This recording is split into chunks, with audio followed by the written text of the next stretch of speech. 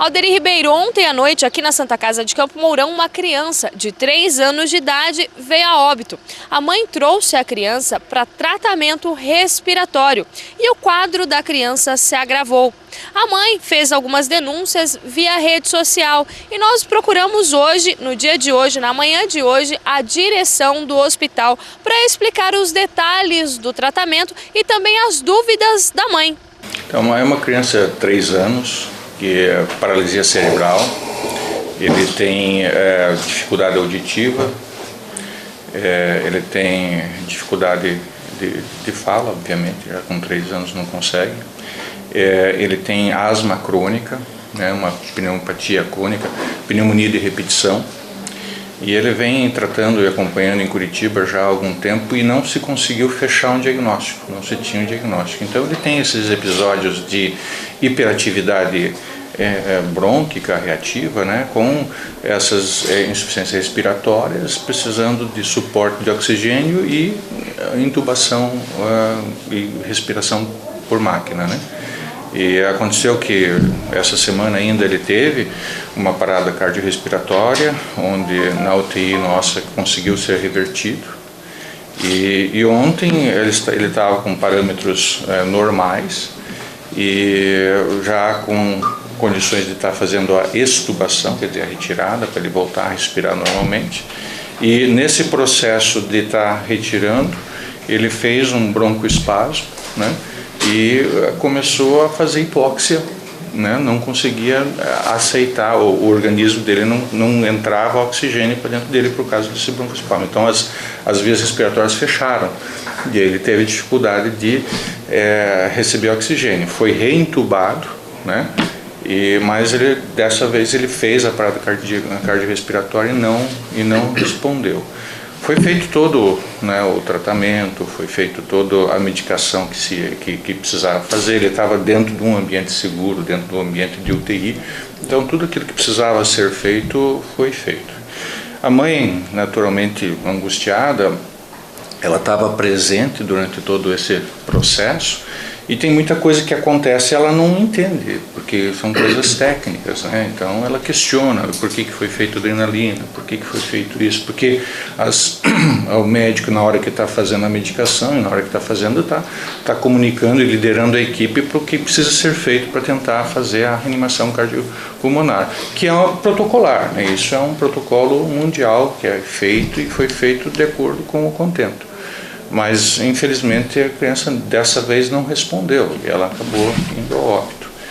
E a mãe teve dificuldade, né, de aceitar todo esse processo e ela, na cabeça dela, acaba buscando alguma resposta, né, dizendo que foi isso ou aquilo, mas os fatos são esses.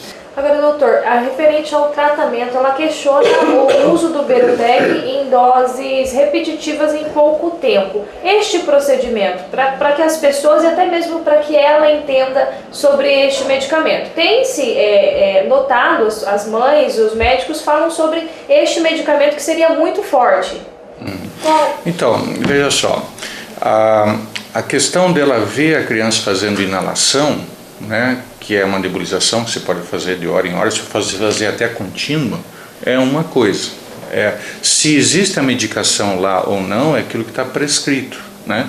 Então, como ela via, por conta das questões respiratórias dele, se fazia essa umidificação da nebulização e tudo mais com mais frequência, para estar justamente melhorando a questão respiratória dele, não quer dizer que estava sendo com o Berotec. Não quer dizer que junto naquele momento estava a medicação. Então a medicação Berotec ele pode ser feita de uma determinada frequência e essa frequência estava sendo respeitada pela equipe, pelo médico, né? Mas a nebulização e o oxigênio contínuo ele pode ser feito sempre com um pouco de umidade, principalmente nessa época com calor que está o tempo bastante seco, né? Essa secura do ar, a pouca umidade do ar, traz uma hiperreatividade, principalmente para os asmáticos, né? Então você procura coloca soro fisiológico ali dentro para estar fazendo uma nebulização, uma vaporização e que o ar que a criança esteja respirando seja um pouco mais úmido para diminuir aquela desidratação das secreções brônquicas e essa hiperreatividade. Outra questão que ela levantou que tem que ser esclarecida é sobre um equipamento. Ela disse na entrevista que ela deu que um dos equipamentos não estavam funcionando corretamente. Então, esse também é o entendimento dela, né? Porque, assim, é um oxímetro, ela estava se queixando do oxímetro. O oxímetro, você coloca o aparelhinho do dedo, né? E leva alguns segundos para que ele conte quantas pulsações tem, interprete esse sinal e apareça no monitor. Depois que você tira, tá certo? Leva também alguns segundos para ele desaparecer do monitor, né? E ela interpretou que isso é um mau funcionamento, porque ela imaginava que tinha que colocar e já aparecer instantaneamente, né? Então, essa é a interpretação dela. O monitor estava funcionando adequadamente. Essa mãe, eu a conheço enquanto eu estava nos plantões noturnos, né? Eu trabalhei à noite. Nós recebemos por diversas vezes essa criança e todas as vezes que essa mãe nos procurou, nós atendemos a ela e a criança com todo carinho e toda a presteza possível, né? Ela sempre vinha ficar aqui no hospital, porque é um hospital de maior porte, para retaguarda até ela ser encaminhada ao hospital lá em Curitiba, onde a criança vinha sendo tratada. Então, todas as vezes que ela nos procurou, né, porque o Ubiratã não tem um hospital tão de grande porte como o nosso, ela foi atendida conforme aquela necessidade momentânea, né? Então, assim, a gente sofre com ela neste momento, porque para nós também é uma perda. O nosso hospital, infelizmente, vamos colocar assim, não traz só a vida.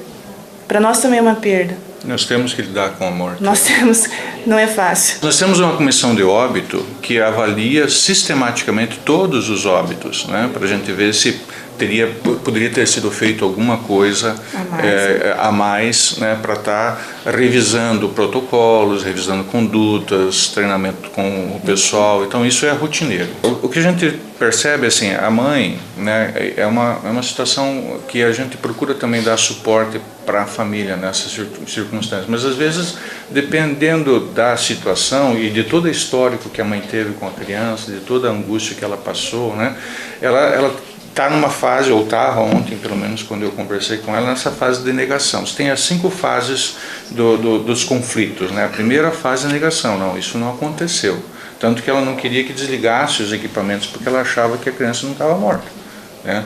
A segunda fase é a fase da revolta, né? A terceira fase é a fase da barganha, a quarta fase da depressão e a quinta da aceitação. E às vezes demora bastante tempo até chegar a essa questão da aceitação.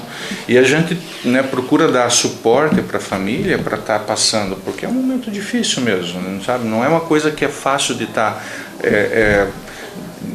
digerindo nesse processo todo, né?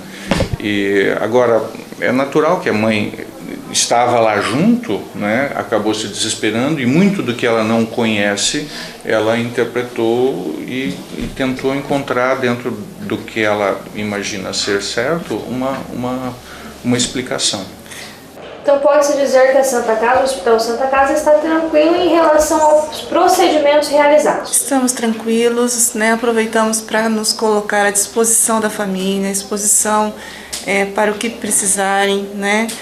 Claro, nós não vamos até lá, mas a família pode vir nos procurar, né, doutora? A gente entende o momento, sofremos junto com a família, até porque a criança, como eu disse, vinha tendo um relacionamento com o hospital, a família vinha tendo um relacionamento com o hospital.